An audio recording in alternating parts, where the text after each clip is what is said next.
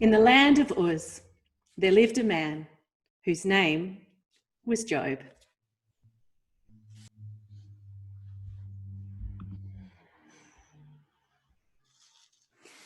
This man was blameless and upright. He feared God and shunned evil. He had 7 sons and 3 daughters, and he owned 7,000 sheep, 3,000 camels, 500 yoke of oxen, and 500 donkeys, and he had a large number of servants. He was the greatest man among all the peoples of the East. His sons used to hold feasts in their homes on their birthdays, and they would invite their 3 sisters to eat and drink with them. When a period of fasting had run its course, Job would make arrangements for them to be purified. Early in the morning, he would sacrifice a burnt offering for each of them, thinking, "Perhaps my children have sinned and cursed God in their hearts." This was Job's regular custom. One day, the angels came to present themselves before the Lord.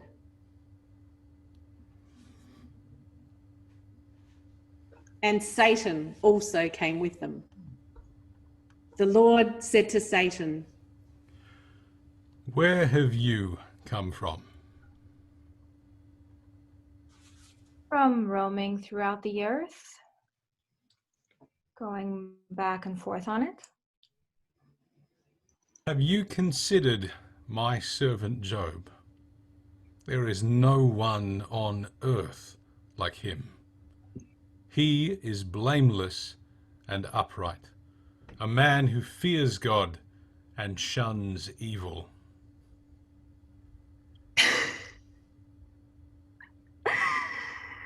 Does Job fear God for nothing?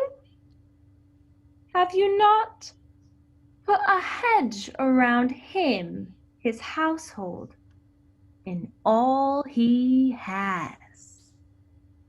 You have blessed the work of his hands so that his flocks and herds are spread throughout the land.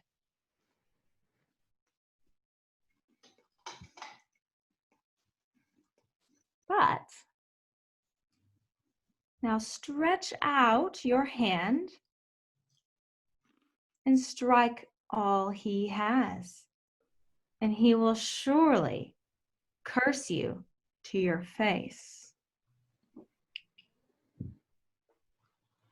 Very well then. Everything he has is in your power, but on the man himself, do not lay a finger. Then Satan went out from the presence of the Lord. One day, when Job's sons and daughters were feasting and drinking wine at the oldest brother's house, a messenger came to Job. "The oxen were ploughing and the donkeys were grazing nearby, and the Sabeans attacked and made off with them. They have put the servants to the sword, and I am the only one who has escaped to tell you." While he was still speaking, another messenger came. The fire of God fell from the heavens and burned up the sheep and the servants, and I'm the only one who has escaped to tell you. While he was still speaking, another messenger came.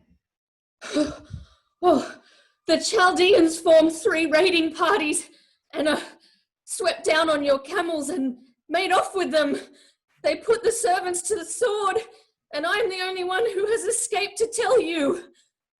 While he was still speaking, yet another messenger came. "Your sons and your daughters were feasting and drinking wine at the oldest brother's house, when suddenly a mighty wind swept in from the desert and struck the 4 corners of the house. It collapsed on them and they are dead, and I am the only one who has escaped to tell you.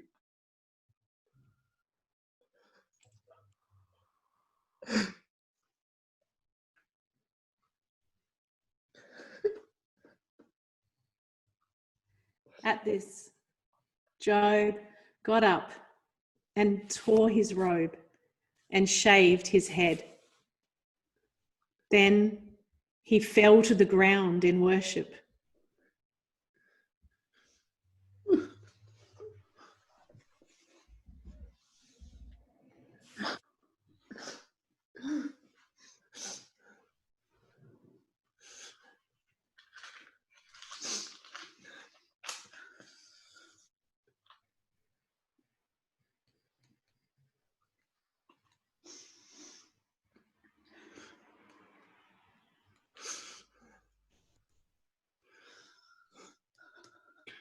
Naked I came from my mother's womb,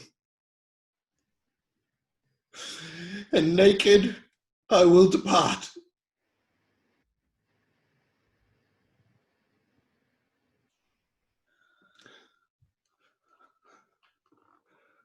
The Lord gave, and the Lord has taken away. May the name of the Lord be praised.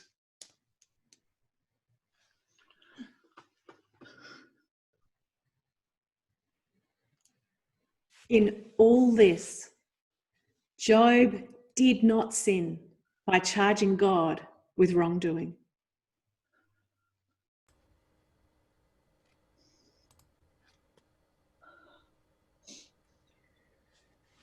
On another day, the angels came to present themselves before the Lord. And Satan also came with them to present himself before him. Where have you come from? From roaming throughout the earth, going back and forth on it. Have you considered my servant Job? There is no one on earth like him. He is blameless and upright, a man who fears God and shuns evil, and he still maintains his integrity, though you incited me against him to ruin him without any reason. Skin for skin. A man will give all he has for his own life, but now stretch out your hand and strike his flesh and bones, and he will surely curse you to your face. Very well then. He is in your hands, but you must spare his life.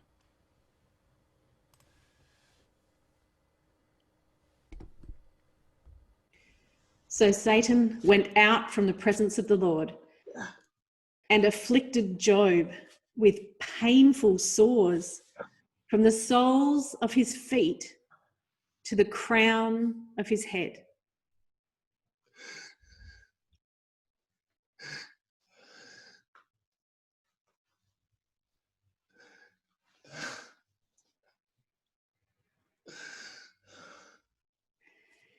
Then Job took a piece of broken pottery and scraped himself with it as he sat among the ashes.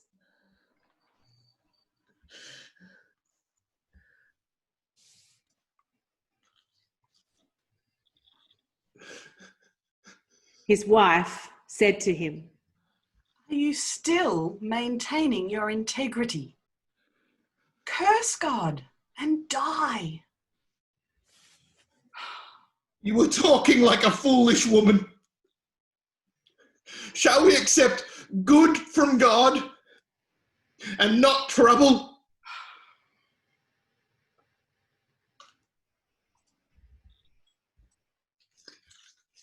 In all this, Job did not sin in what he said.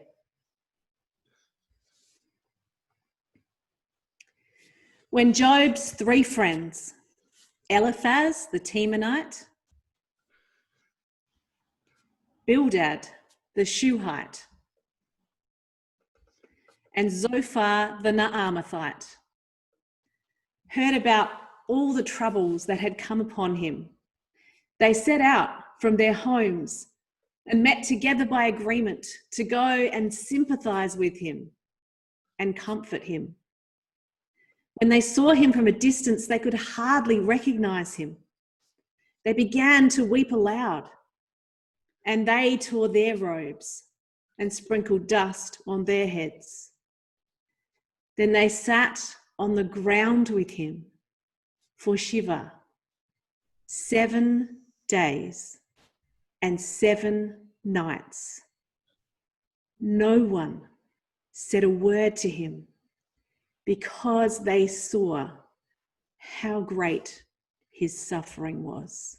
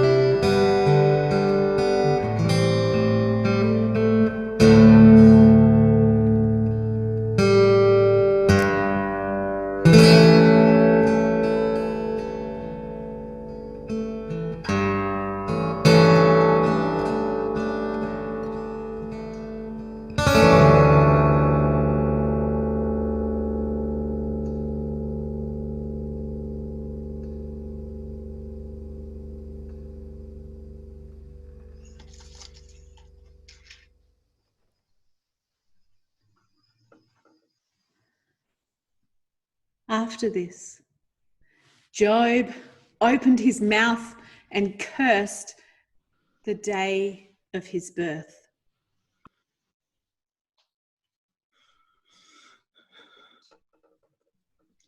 May the day of my birth perish, and the night that said a boy is conceived, that day,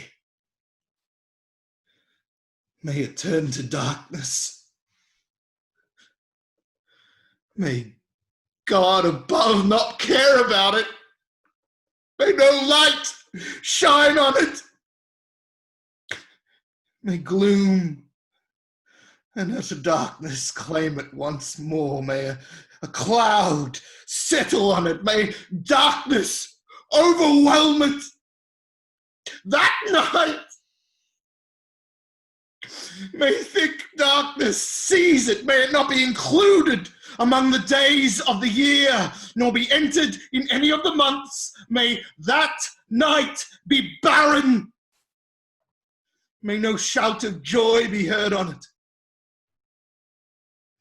May those who curse days curse that day. Those who are ready to rouse Leviathan, may its morning stars become dark and not see the first rays of dawn. For it did not shut the doors of the womb on me to hide trouble from my eyes. Why? Why did I not perish at birth and die as I came from the womb? Why were there knees to receive me, and breasts that I might be nursed? For now I would be lying down in peace.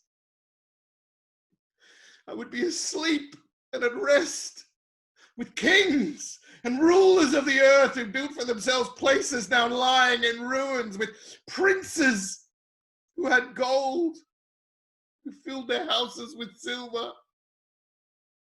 Well, why was I not hidden away in the ground like a stillborn child, like an infant who never saw the light of day? There the wicked cease from turmoil, and there the weary are at rest. Captives also enjoy their ease. They no longer hear the slave drivers shout. The small and the great are there, and slaves are freed from their owners. Why is light given to those in misery, and life to the bitter of soul?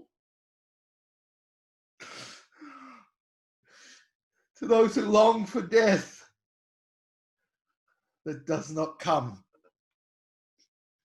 who search for it more than hidden treasures, who are filled with gladness and rejoice when they reach the grave.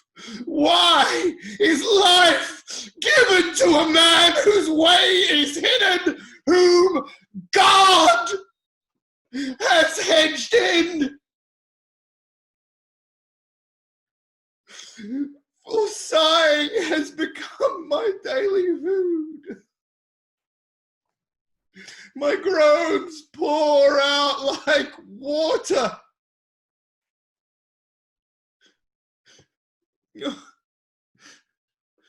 What I feared has come upon me.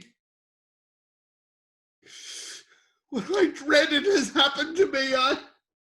I find I have no peace, no quietness. I have no rest, but only turmoil.